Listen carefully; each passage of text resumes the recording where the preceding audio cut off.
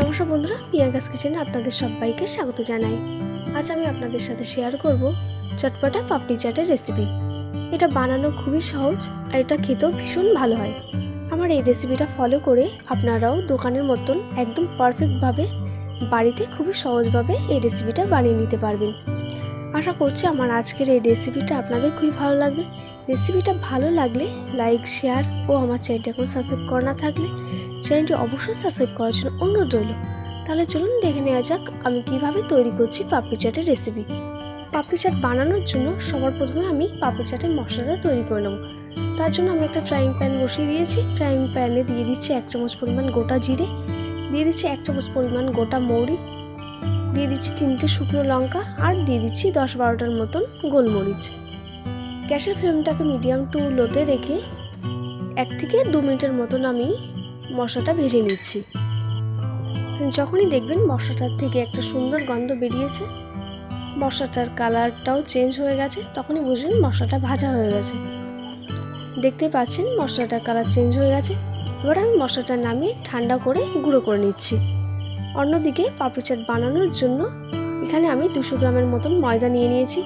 দিয়ে দিচ্ছি স্বাদ মতন নুন আর দিয়ে দিচ্ছি 1 চামচ পরিমাণ ঘি, আর এর সাথে আমি অ্যাড করে দিচ্ছি 1 টেবিল চামচ পরিমাণ রিফাইন্ড অয়েল। এবারে সব কিছু আমি ময়দার সঙ্গে খুব ভালো করে মিশিয়ে নেব। ময়দাটা যত বেশি ময়ান দেওয়া হবে পাপড়ি চাটগুলো তত বেশি খাস্তা হবে। খুব ভালো করে ময়ান দিতে হবে। যখনই দেখবেন ময়দাটা এরকম হাতের মুঠোয় দলা বেঁকে যাচ্ছে, তখনই বুঝবেন ময়দাটা খুব ভালো করে ময়ান দেওয়া হয়েছে। এবারে আমি অল্প অল্প জল দিয়ে ময়দাটা খুব ভালো করে মেখে নেব। একবারে সব জল দেব না, কারণ একবারে সব জল দিলে ময়দাটা কিন্তু নরম হয়ে যাবে। অল্প অল্প জল দিয়ে ময়দাটা আমি খুব ভালো করে মেখে নিচ্ছি। পাপড়ি চাটে কিন্তু ময়দাটা নরম করে মাখা যাবে না, এরকম শক্ত করেই ডোটা তৈরি করে নিতে হবে। এবারে আমি লেচিটা কেটে নেব। লেচিটা কাটতে যাতে সুবিধা হয় তার জন্য আমি এটা রোল করে নিচ্ছি।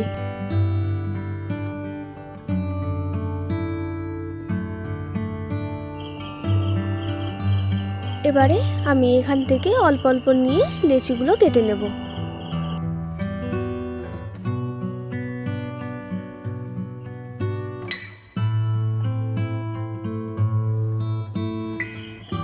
সবগুলো লেচি কাটা হয়ে গেছে।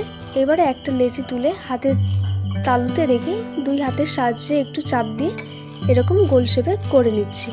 এই একইভাবে আমি সবগুলো শেপ দিয়ে নিচ্ছি। এবারে আমি এগুলো বেলে নেব। দেখতে পাচ্ছেন খুবই মোটা না আবার খুব বেশি পাতলা করে বেললে হবে না। এবারে একটা কৌটোর ঢাকনা দিয়ে আমি এগুলো গোল গোল করে কেটে নিচ্ছি। আপনাদের হাতের কাছে যেটা থাকবে সেটার মুখ দিয়ে আপনারা এরকম গোল গোল করে কেটে নিতে পারেন। আর আপনারা চাইলে ছোট ছোট করে ময়দার লেচি কেটে সেগুলো ছোট ছোট করে এরকম বেলে নিতে পারেন। এবারে একটা চামচের সাহায্যে এগুলো আমি ছিদ্র করে নিচ্ছি, যাতে এগুলো লুচির মতন ফুলে না যায়। এই একইভাবে আমি সবগুলো এরকম ছিদ্র করে নেব। সবগুলো আমার তৈরি করা হয়ে গেছে। এবার আমি এটা একটা সাইডে রেখে দিচ্ছি। এখানে আমি নিয়ে নিয়েছি 100 গ্রামের মতন টক দই। এর মধ্যে আমি দিয়ে দিচ্ছি 1 চামচ পরিমাণ চিনি আর দিয়ে দিচ্ছি স্বাদ মতন নুন। এবার সমস্ত কিছু একবার খুব ভালো করে মিশিয়ে নিচ্ছি।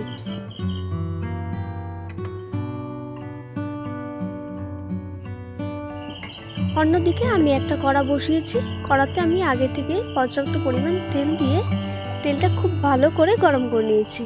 এবারে একে একে লেচিগুলো আমি এর মধ্যে দিয়ে দেব।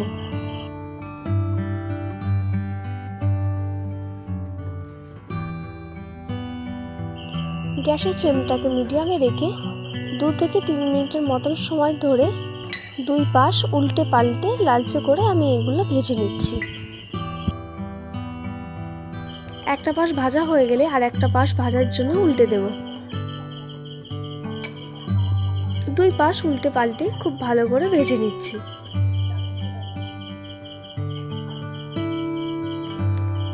দেখতে পাচ্ছেন পাপড়িগুলো কালার চেঞ্জ হয়ে গেছে।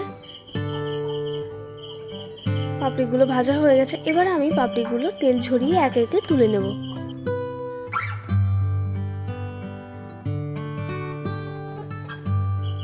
এই একইভাবে আমি বাদবাকি পাপড়িগুলো ভেজে নিচ্ছি।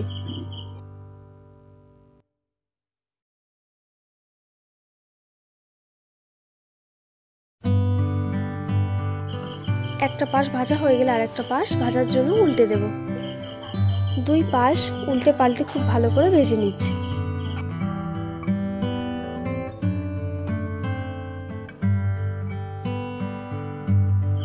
সবগুলো পাপড়ি আমার ভাজা হয়ে গেছে। এবারে আমি একে একে তেল ঝরিয়ে তুলে নেব। আশা করি আপনারা এটা দেখে বুঝতে পারছেন এটা কতটা মুচমুচে হয়েছে। এবারে আমি এটা প্লেটিং করে নিচ্ছি।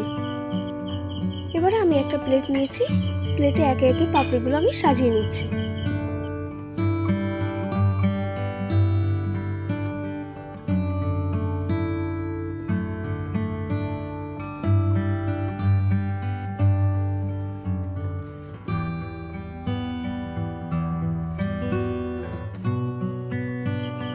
এবারে আমি পাপড়িগুলোর উপরে ছড়িয়ে দিচ্ছি টক দই।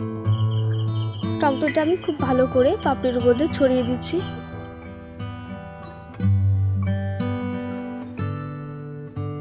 এবারে আমি এর উপরে দিয়ে দিচ্ছি আগে থেকে সেদ্ধ করে রাখা আলুটা আমি ছোট ছোট করে টুকরো করে নিয়েছি। এবার আলুটা আমি খুব ভালো করে এর উপর দিয়ে সাজিয়ে দিচ্ছি।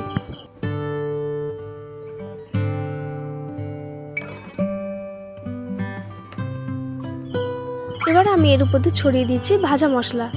যে মশলাটা আমি আগেই বানিয়েছিলাম সেই মশলাটা আমি অল্প করে ছড়িয়ে দিচ্ছি। দিয়ে দিচ্ছি পেঁয়াজ কুচি। আপনাদের যদি পছন্দ না হয় আপনারা পেঁয়াজ কুচিটা বাদ দিতে পারেন।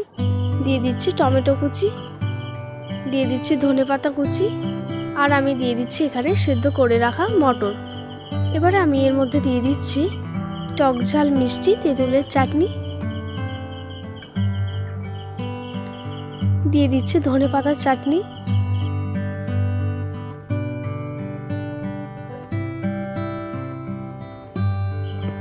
আবার উপর থেকে ছড়িয়ে দিচ্ছি টক দই। টক দইটা খুব ভালো করে উপর থেকে ছড়িয়ে দিচ্ছি। এবারে আমি দিয়ে দিচ্ছি সামান্য একটু কাশ্মীর লাল লঙ্কার গুঁড়ো, দিয়ে দিচ্ছি ঝুরি ভাজা, আর সবশেষে উপর থেকে ছড়িয়ে দিচ্ছি বেদানা। আপনারা চাইলে এটা বাদ দিতে পারেন।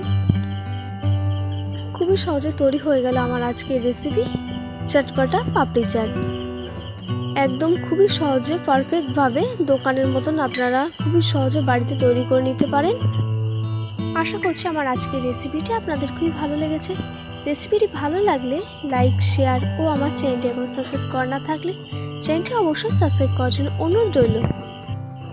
আর নতুন নতুন রান্নার ভিডিও সবার প্রথমে আপডেট পাওয়ার জন্য পাশে থাকা বেল আইকনটি প্রেস করতে ভুলবেন না। ধন্যবাদ।